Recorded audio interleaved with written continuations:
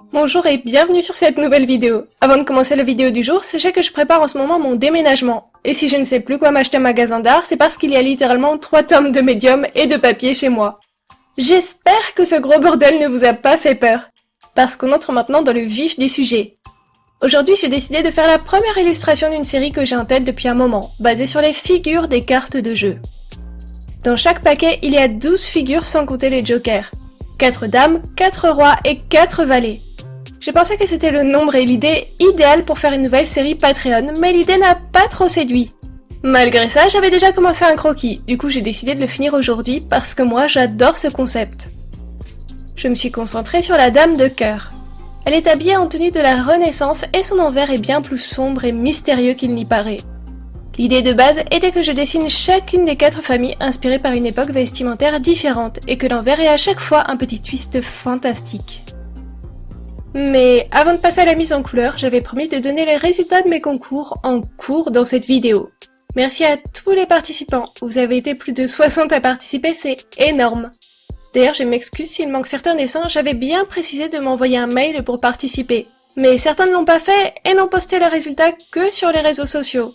J'ai essayé de tout récupérer malgré tout, mais peut-être que quelques illustrations ont du coup échappé. Avant de vous donner les vainqueurs, je tenais à tous vous remercier, vous féliciter, vous m'avez impressionné. J'espère que vous avez pris du plaisir à participer à ce concours, moi j'ai adoré voir tous vos résultats. On commence par les résultats du concours du Draw This in Your Style. Félicitations Alix, tu gagnes les feutres alcool et le papier layout.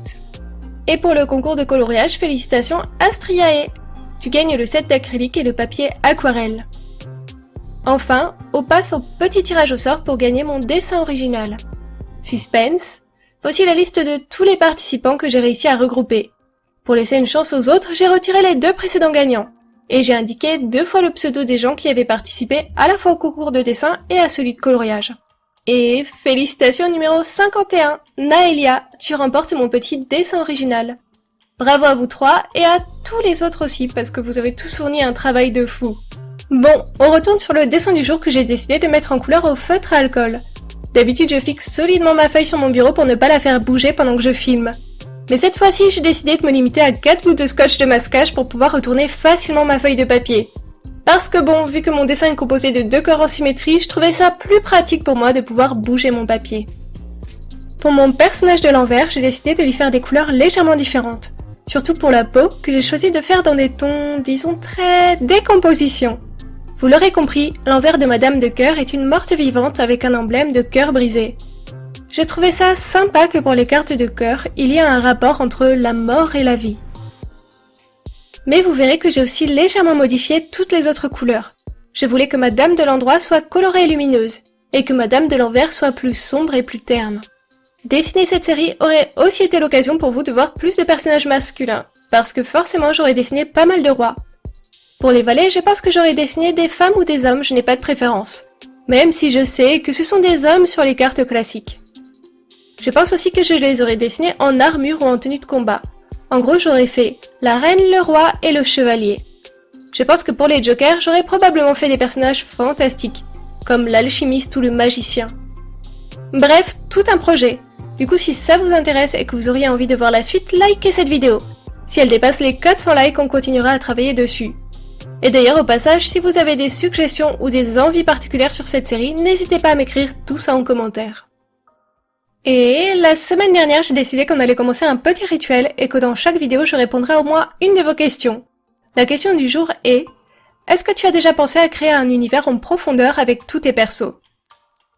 Alors, la totalité des personnages que je dessine ne sont pas destinés à faire partie d'une histoire. Mais certains, oui. Déjà, faut savoir qu'à la base, moi je faisais de la BD, ou plutôt du blog BD, et je racontais l'histoire d'Equinox, l'apprenti vampire. Et c'est d'elle dont je tiens mon pseudo aujourd'hui. Du coup, c'était un personnage qui se faisait transformer en vampire un peu accidentellement et qui essayait d'apprendre à vivre avec ses nouveaux pouvoirs et avec ses nouveaux compagnons.